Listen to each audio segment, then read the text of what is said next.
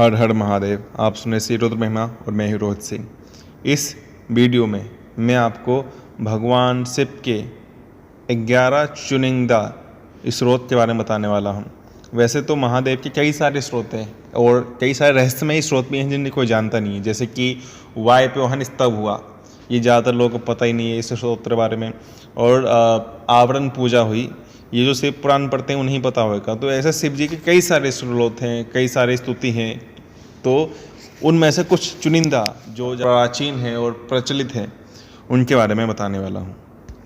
जो इस बार मैं आपको बताने वाला हूँ स्रोत, इसका फ़ायदा ये होगा कि इससे भगवान शिव प्रसन्न होते हैं, इससे भगवान शिव का परम धाम प्राप्त होता है, आप भगवान से भी ज़्यादा रह सकते हैं। तो शुरू करते हैं। नमः पार्वती पते हर हर महादेव। पहली बात, स्रोत जो है महाशिव के वो बहुत सारे हैं, हम उन स्रोतों को पार भी नहीं पा सकते, इतने सारे स्रोत हैं। और भगवान शिव के नाम की महिमा बहुत है। अगर आप स्रोत का पाठ नहीं कर पा रहे हैं, संस्कृत में ज़्यादातर होते हैं और अलग अलग भाषाओं में, तो आप उनका नाम का ही जाप कर सकते हैं। खाली नाम अंतःकरण की शुद्धि करता है, नाम ज्ञान प्रदान करता है, नाम मुमुक्षु को मुक्ति प्रदान करता है तथा कामना वालों को समस्त उनकी काम्य वस्तुओं का दान करता है। तो जो नाम का जाप होता है शिव जी के, जैसे कि शिव पुराण में कहा गया है, श्री शिवाय नमस्तुभ्यम मुखम व्यारते यदा तन्मुखम पावनम तीर्थम सर्व पाप विनाशनम। यानी कि जो श्री शिव आपको नमस्कार है ऐसा अपने मुंह से कहता है तो उसका वो मुख समस्त पापों का विनाश करने वाला पावन तीर्थ बन जाता है। तो इसीलिए जो भी मैं आपको स्रोत बता रहा हूँ अभी, उस स्रोत में भेदभाव नहीं करना चाहिए कि ये स्रोत बड़ा प्रभावशाली, ये छोटा है। नहीं, सारा स्रोत जो है पूर्ण रूप से एक ही तरह से काम करता है। वो आपके भाव के ऊपर है कि आप उसमें कितना उस स्रोत से जुड़े हुए हैं। अगर आप जितना अच्छे से उससे जुड़े हुए रहेंगे उतना अच्छे से वो आपके लिए प्रभावकारी होगा। जैसे कि कुछ लोग हैं जो पंचाक्षरी विद्या जो है उनका एक स्रोत भी पंचाक्षर, नागेंद्र हाराय त्रिलोचनाय भस्मांगरागाय महेश्वराय नित्यासुद्धा दिगंबरा तस्मै नकाराय नमः शिवाय, उससे ज़्यादा प्रभावशाली होते हैं, उससे जुड़े हुए रहते हैं। और कुछ है महिम्न स्रोत से जुड़े हुए रहते हैं। महिम्ना पारम ते परम विदुषो यद्र सतते स्त्रिब्रह्मार्दीनाम अपि नतौ सन्नास्ततिग्रह अथा वाज सर्वासमति परिणाम माम गृणम ममा पैसा स्रोतेन परिग्रह। तो कुछ लोग इससे जुड़े हुए होते हैं। बहुत सारे शिव भुजंगम है, लिंगाष्टक है और इसी तरह से अनंत भगवान शिव के इतने सारे स्रोत हैं जो मैं एक ही वीडियो में नहीं बता सकता, बहुत सारे हैं।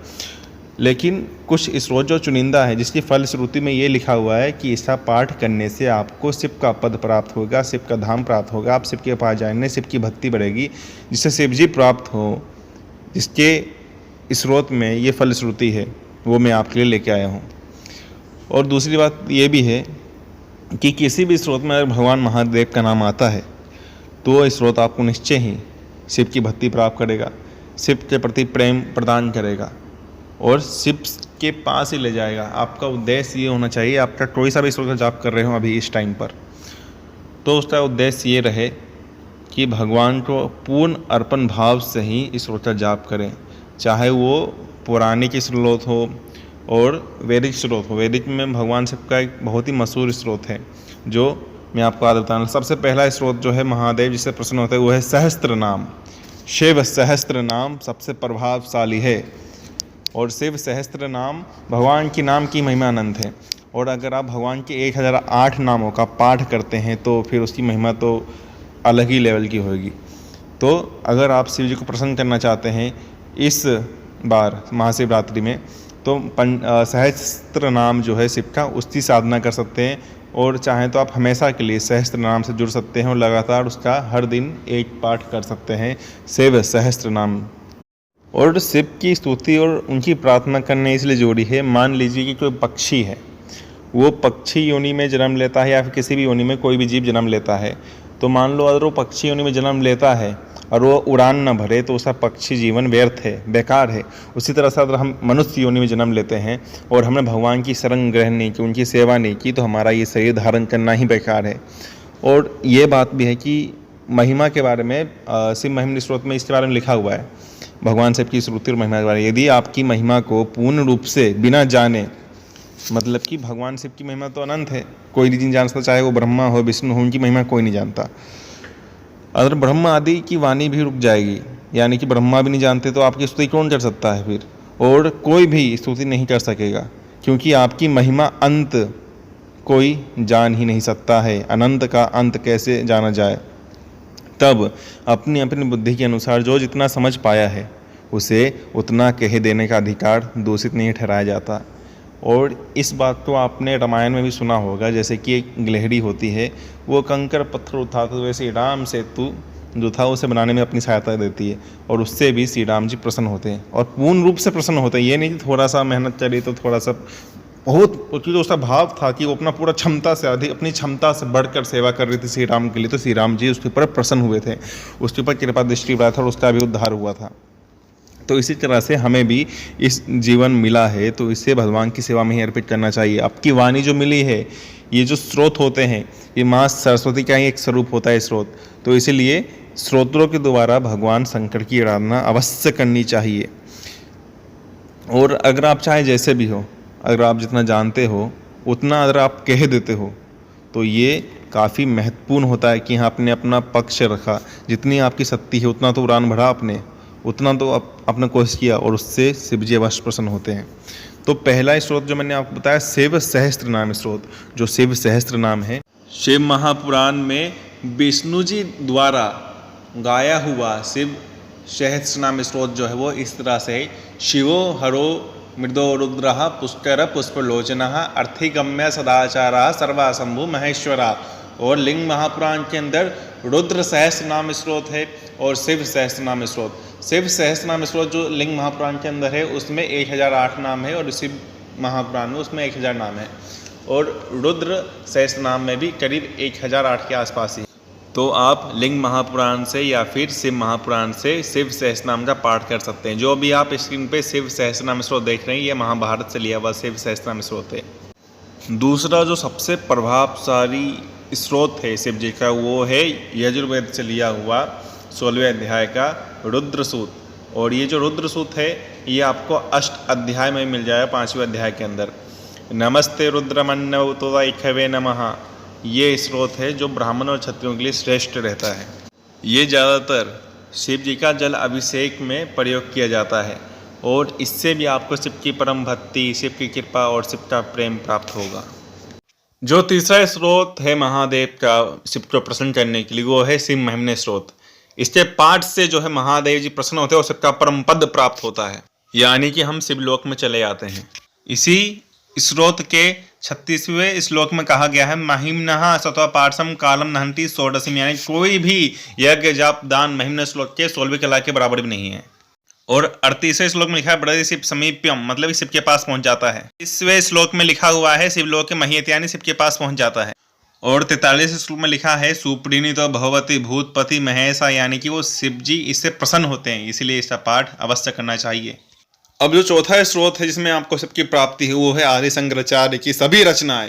शिव भुजंगम, शिव आनंद लहरी, शिव क्षमा प्रार्थना स्त्रोत्रम, निर्माष्टकम, शिव पंचाक्षर स्त्रोत, द्वादश सुति दक्षिणामूर्ति स्त्रोत्रम, और शिव मानस पूजा वीरत्न कल्पिकमाश्रम हिमजलय ही स्नानम च दिव्यामर। इसी तरह से आदि शंकराचार्य ने कई सारी रचनाएं की है, और आदि शंकराचार्य शिव खुद अवतार थे, तो उन्होंने जो भी रचना की है वो आपको स्वयं शिव तक पहुंचा दे, शिव का प्रेम बढ़ाएगी। और अगर आप इन सभी जो भी स्क्रीन पर दिख रहे हैं, ये कुछ ही % मैंने आपको लिखा है, जबकि आदि शंकराचार्य ने कई सारे और स्रोत की रचना की है जो शिव जी के हैं, तो उसका आप पाठ कर सकते। जैसे निर्वाण मंजरी है और निर्वाण षष्टकम है, पंचाशय स्रोत है, नागेंद्र हाराय त्रिलोचना, तो आप आदि शंकराचार्य की कोई से भी रचना का पाठ कर सकते हैं। पांचवा जो शिव का शक्तिशाली स्रोत है वो है शिव अथर्वशीष। ये अथर्ववेद का है और काफी परंपरा से चला आ रहा है और काफी ज्यादा प्राचीन है और वैदिक है।